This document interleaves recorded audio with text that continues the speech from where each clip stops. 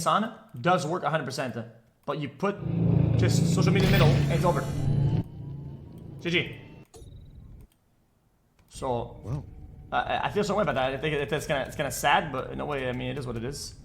Yeah, I felt like this as I've gone on more as being a streamer. I think that I used to think that like streaming attracted horrible people, but I think streaming just turns people into horrible people. Like even if you take normal people and you throw them in the streamer world, I think that like at the public shit and everything just like fucks with everybody really hard. I just wish that he let banter be banter, right?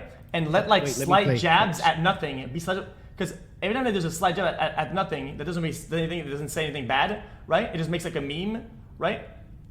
It goes to the next level and makes it like something that it's not. And it's like, now it has to be something that it's not by default. And I'm like, oh, okay, whatever. Could have been something. Yeah, but the issue isn't the jab, or even the person doing it. The issue is how fan bases respond. So like, if there was like a comment where you and Hasan made a jab at each other, he might be able to deal with that. But then as soon as he sees people on Twitter being like, oh, did you see when xQc owned Hasan? Now he's gonna be super ass mad about it. Yeah, 100%. Yeah, but you do own him sometimes. That's funny.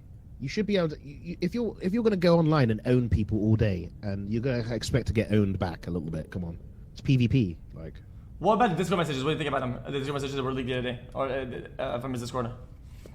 I mean, I think he's in like a really. I think streamers like they do these things for. Listen, you know this. You know in gaming, you can have a bad habit, and bad habits can get you very far. But then at some point, you get skill capped on the bad habit. In order to change, I love that. Make a huge step back in skill. Yes. I think that a lot of streamers end up constructing worlds for themselves that, for short term, give you a huge gain. But then as soon as they start to hit the wall, rather than change the bad habit, what you do is you kind of like continue to maladapt it over and over again. Double down. And then the slide back is like really difficult to deal with. So I feel like there are a couple things Hasan did that massively benefited him early on that are now hurting him, but I don't know if he can stop. Like what? So, like what? I think that his unwillingness to deal with other communities, I think works when you're really large and you've got a huge fan base and you don't want to reach out and do anything else because you don't need to. You're just giving them popularity, no free clout.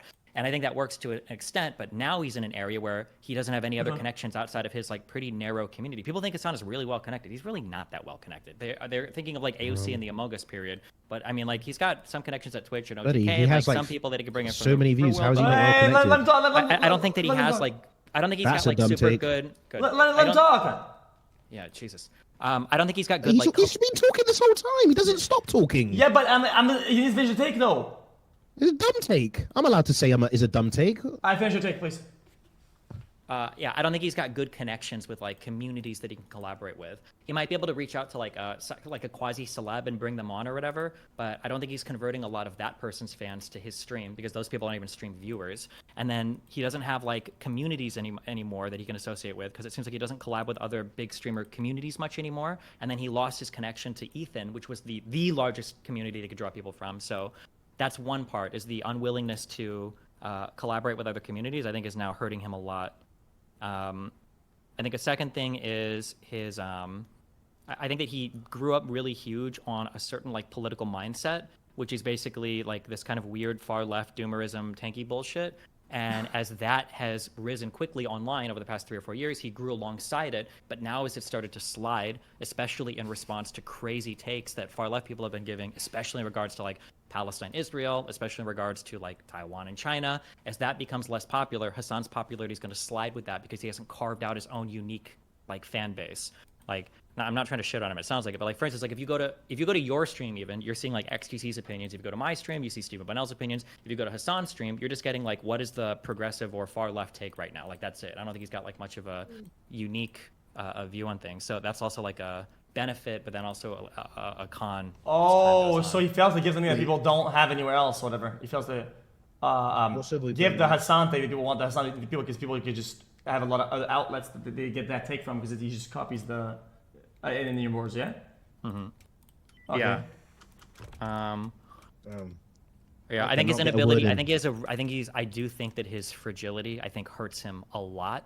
Not just because he's fragile, but I think there's a special combination of. I think you can make it as being fragile, but there's a phenomenon called being a cry bully, and I think cry bullies are some of the most like detestable people online, and I think that's hurt him a lot. He does that sometimes. I think Asmon isn't like that, but he gets into those cycles sometimes a little bit, right? And I think it does hurt him a little bit, but I think he's strong enough to overall not be that. But I think, and I do that sometimes, rarely, but I think everybody sometimes falls into that category depending on like what type of day or night that they're having, you know? Well, when I say cry bully, I mean that like, in my mind, cry bullying is when you engage in a particular type of behavior that you hate and decry when other people do it to you. Yeah. So Yeah. So for Hassan, when he was like crying towards you and everybody else to control the audience because he was mad about getting a little bit of pushback, but then with Ethan, he was like basically laughing at him when Ethan was complaining about people promoting pictures of his wife murdering Palestinian children and like trying to dox his wife to figure out where she served in the IDF, and we're posting on like 6 different anti-fan subs about him. Hassan was like, I can't do anything about it, bro. I think that has nuked a lot of his.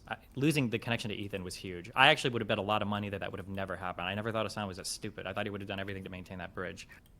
All right.